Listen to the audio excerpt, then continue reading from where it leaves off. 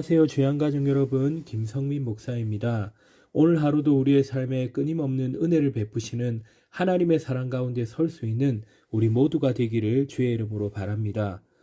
오늘의 주만나는 오직 은혜, 은혜뿐이다 라는 제목으로 예레미야 16장 1절에서 13절 말씀을 묵상하고자 합니다. 예레미야는 자신의 상징적인 행위를 통해 유다의 멸망과 비극적 종말을 묘사하고 있습니다.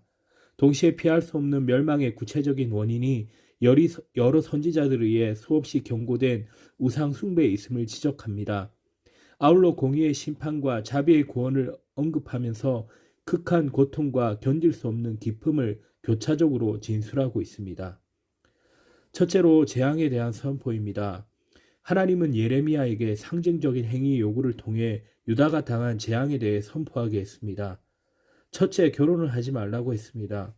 유다 땅에서 아내를 맞이하지 말고 자녀를 두지 말라고 했습니다. 그것은 유다 백성이 칼과 기근과 질병으로 죽게 될 것이기 때문이라는 것입니다. 그렇게 죽어도 슬퍼해 줄 사람도 없고 장사해 줄 사람도 없어서 시체가 지면에 흩어져 새와 짐승의 밥이 될 것이기 때문입니다. 둘째로 초상집에 들어가지 말라고 했습니다. 초상집에 가서 통곡하거나 애곡하지 말라 하십니다. 그것은 하나님이 유다 백성에게 평강이 없게 하고 인자와 사랑을 제하여 모두 죽게 할 것이기 때문이라는 것입니다. 사람이 죽어도 매장해 줄 사람도 없고 애곡해 줄 자도 없고 몸을 베거나 머리털 미는 자도 없고 떡을 떼줄 자도 없고 잔을 줄 자도 없게 될 것이라는 것입니다.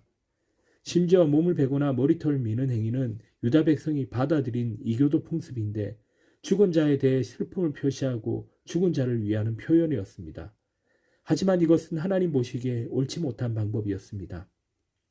그리고 떡을 떼고 잔을 주는 것은 죽은 자의 가족이 음식을 먹지 않고 음식을 직접 장만할 수 없기 때문에 주변 사람들이 와서 음식을 만들어 조문고기를 대접하고 장사를 지낸 다음에 죽은 자의 가족에게 먹을 것을 주는 것을 말합니다. 모든 사람이 죽기 때문에 개인적인 초상이 이루어지지 못한다는 것을 말씀하는 것입니다. 셋째로 잔치집에 들어가지 말라고 합니다. 잔치집에 들어가 그들과 함께 앉아 먹거나 마시지 말라고 합니다. 하나님께서 기뻐하시는 소리, 즐거워하는 소리, 신랑의 소리, 신부의 소리를 끊을 것이기 때문입니다. 재앙이 임하면 결혼식도 잔치도 없을 것이고 기뻐하는 소리도 없을 것입니다. 두 번째로는 재앙의 원인입니다. 예레미야가 재앙에 대한 하나님의 말씀을 선포할 때 유다 백성들은 하나님께서 왜 자기들에게 그 큰 재앙을 내리시는 것인지, 자기들이 하나님께 무슨 죄를 지어서 그런 것인지 물을 것이라고 합니다. 그러면 너희 조상들이 하나님과 하나님 율법을 버리고 다른 신을 섬겼는데 너희는 조상들보다 더 악을 행했고 완악한 마음으로 불순종했기 때문에 너희를 이 땅에서 쫓아내어 알지 못하는 땅에서 마음대로 다른 신을 섬기게 하겠고 이제 내가 더 이상 은혜를 베풀지 않겠다라고 말하라고 했습니다. 모세 때부터 조상들이 우상 숭배를 함으로 징계를 받았는데 유다 백성은 그 조상들의 결국을 보면서도 그 길로 갔습니다. 조상 때부터 내려오는 습관에 젖어 죄로 알지 못하고 양심이 마비되어 하나님의 수없는 권면에도 불구하고 완고한 마음을 가지고 하나님을 거역했습니다. 그러니 이제는 하나님이 그들에게 더 이상 은혜를 베풀지 않겠다라는 것입니다. 그들 원욕대로 다른 신을 마음대로 섬길 수 있는 곳으로 보내버리겠다라는 것입니다. 하나님이 유다 백성을 바벨론에 사로잡혀 가게 하여 마음대로 다른 신을 섬기게 하겠다는 것은 마치 농부가 포도원에 포도나무가 열매를 맺지 않거나 정확한 들포도를 맺힐 때 더 이상 포도나무를 위한 배양 노력을 하지 않고 포도나무를 제하여 버리는 것과 같습니다. 또한 로마서 1장 28절에 또한 그들의 마음에 하나님 두기를 싫어하며 하나님께서 그들을 그 상실한 마음대로 내버려 두사 합당하지 못한 일을 하게 하셨으니라고도 했습니다. 하나님의 간섭과 공고가 없는 것은 저주입니다.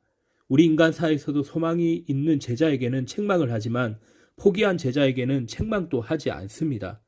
잘못을 했는데도 불구하고 책망하지 않는 것은 스승의 관심에서 벗어난 것이니 결코 좋은 일이 아닙니다. 하나님이 우리의 욕망대로 두시지 않고 간섭하시고 공고하시는 것이 진정한 자유와 행복인 것을 알아야 합니다. 하나님이 간섭과 공고가 떠나기 전에 우리는 하나님께 돌이켜야 합니다. 하나님은 유다 백성이 범죄하고 돌아오지 않을 때 바벨론이라는 강대국을 통해 심판했습니다. 유다 백성들에게는 처절한 환난과 고난과 시련이었습니다. 하지만 그들은 그 시련 가운데서 죄를 회개하고 하나님께 돌아오게 됩니다. 그것이 하나님의 의도입니다. 그때에는 열방도 하나님을 인정하게 된다라는 것입니다. 하박국 선지자가 물이 바다를 덮은 같이 여호와의 영광을 인정하는 것이 세상의 가득함이니라고 한 말씀대로 된 것입니다. 우리가 때론 시련을 당하고 그것은 우리의 죄악 때문이지만 하나님은 우리로 죄를 회개하게 한 다음에 더욱 하나님께 쓰임받을 만한 인격이 되게 하여 우리에게 복을 주실 것입니다. 그때에는 우리를 통해 많은 믿지 않는 사람들이 하나님께 돌아오는 역사가 있을 것입니다.